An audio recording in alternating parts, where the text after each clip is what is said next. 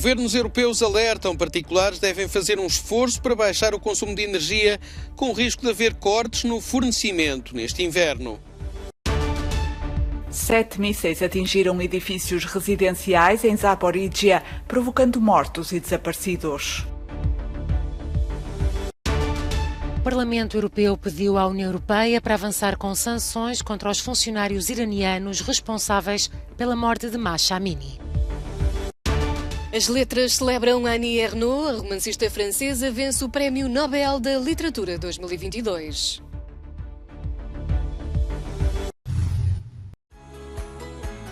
A poupança de energia é o cavalo de batalha do governo francês para os próximos tempos. O objetivo é gastar menos 10% nos próximos 3 anos para reduzir a dependência da energia vinda do estrangeiro e evitar cortes no fornecimento. A ministra da Transição Energética, Agnès Pannier-Runacher, pede um esforço aos particulares, uma mudança de comportamento a longo prazo. Mobilização geral. Todo mundo doit s'engager.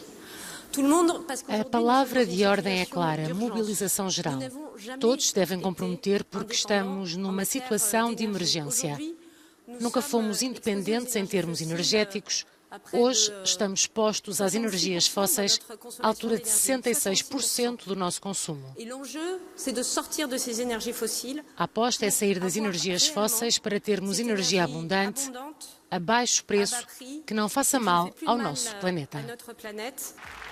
Num encontro com empresários, o presidente Emmanuel Macron pediu esforços por parte do setor privado na redução do consumo de energia, mas prometeu também chegar a acordo com os parceiros europeus para baixar as tarifas do gás. Vamos convencer os outros europeus, vamos colocar em marcha um sistema para colocar um limite máximo no preço do gás que usamos para produzir eletricidade. Isso permite também baixar o preço da eletricidade e fazer com que todo o gás baixe, porque se criam novas referências de preço. E, du coup, ça emmène tous les prix du gaz à la baisse, parce que ça donne des repères de prix. Na Alemanha, o presidente da entidade que supervisiona as redes energéticas disse que os particulares estavam a usar demasiada energia, tendo em conta o menor fornecimento devido à guerra na Ucrânia e às sanções à Rússia, e pediu contenção para evitar cortes no fornecimento durante os meses mais frios e mais críticos. No Reino Unido, foi a Operadora Nacional de Redes de Energia que disse que o país poderia vir a enfrentar cortes de 3 horas diárias no inverno, mesmo se admitiu que esse é um cenário extremo e pouco provável. Os cortes podem acontecer em alturas de pico de consumo.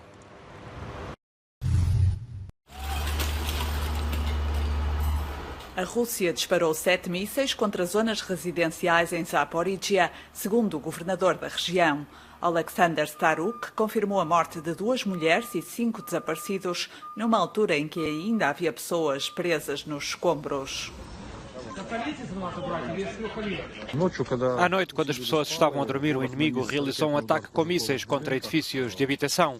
2 andares superiores estão destruídos. As entradas do prédio também. Havia pessoas sob os escombros. Equipas de resgate foram enviadas imediatamente. Os nossos médicos fizeram de tudo para tirar as pessoas dos escombros com vida. O inimigo está a aterrorizar uma população pacífica. Vamos aguentar e vencer. E o vencedor será a Ucrânia.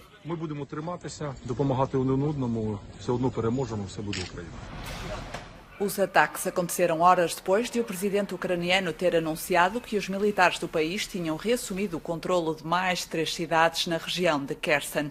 Zaporíjia é uma das 4 regiões que o presidente russo declarou ter anexado em violação das leis internacionais. A contraofensiva de Kharkiv, no norte da Ucrânia, ainda não terminou após um mês de operações bem-sucedidas e está agora a avançar para a região de Lugansk Ocidental, diz o Instituto para o Estudo da Guerra. As atuais contraofensivas no norte e no sul da Ucrânia estão provavelmente a forçar o Kremlin a dar prioridade à defesa de uma área de operações em detrimento da outra, aumentando potencialmente a probabilidade do sucesso ucraniano em ambas. O Ministério da Defesa do Reino Unido diz que a Rússia comprometeu a maior parte das suas forças aéreas aéreas não tripuladas severamente com a defesa de Kherson. Enquanto que no Nordeste, as tropas ucranianas provavelmente continuam a avançar perto da zona de Kupiansk. Também obtiveram ganhos na região noroeste de Luhansk, perto de Svatove. A cerca de 20 km a sudoeste, as forças ucranianas reconquistaram Erivka e Makivka.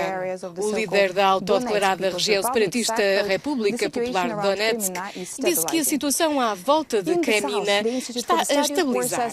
No sul, segundo o Instituto para o Estudo da Guerra, as tropas ucranianas provavelmente consolidaram posições e reagruparam-se no norte de Kherson, depois de terem conseguido grandes conquistas nas últimas 48 horas. Segundo o Ministério da Defesa do Reino Unido, a travessia danificada sobre o rio Dnipro, nesta área, continua a ser uma das poucas rotas disponíveis para o reabastecimento de forças.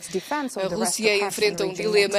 A retirada das forças de combate através do Dnipro torna a defesa do resto de Kherson mais sustentável, mas o imperativo político será o de permanecer e defender para estabilizar a frente de combate. O objetivo provável da Rússia é a mobilização de reservistas para o setor.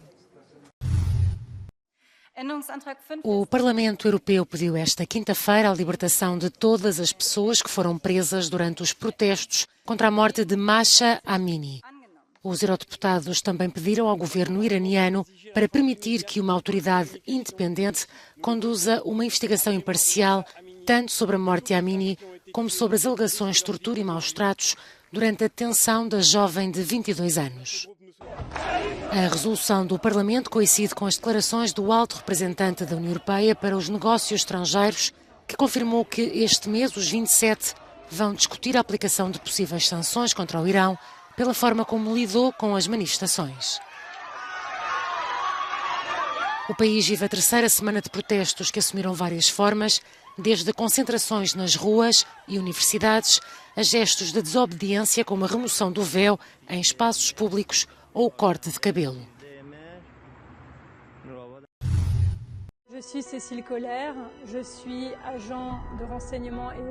A agência de notícias iraniana publicou alegadas confissões de espionagem de 2 cidadãos franceses detidos no Irão desde maio.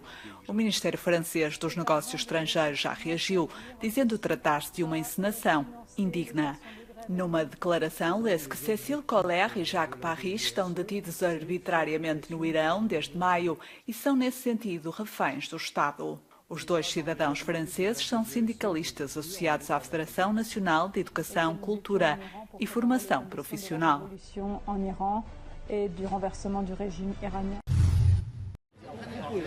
O mais recente balanço do tiroteio num infantário no nordeste da Tailândia é de 37 mortos, dos quais 24 crianças, na maioria em idade pré-escolar.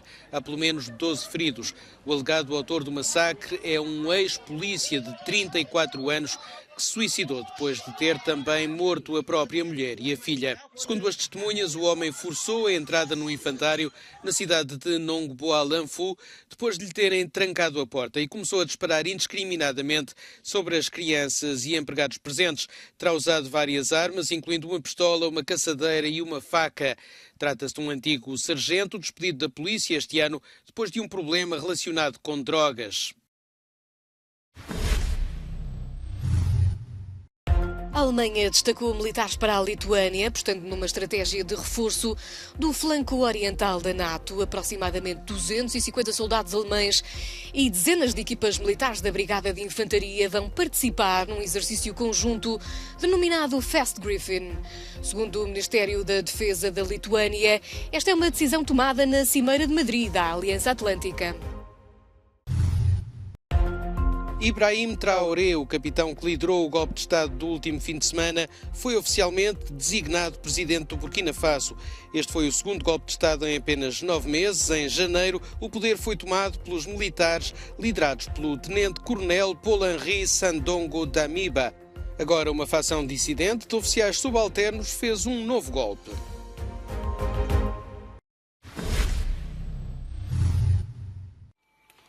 As letras celebram Annie Ernaux. A romancista francesa de 82 anos, autora de Os Anos e o Acontecimento, é a vencedora do Prémio Nobel da Literatura 2022.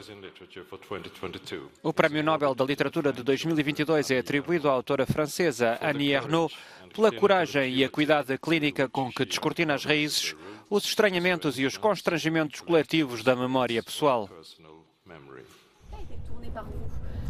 A temporada dos prémios termina a 7 de outubro, com a atribuição do Nobel da Paz, que vai ser atribuído pelo Comitê Nobel norueguês, em Oslo, uma categoria muito destacada em tempos de guerra.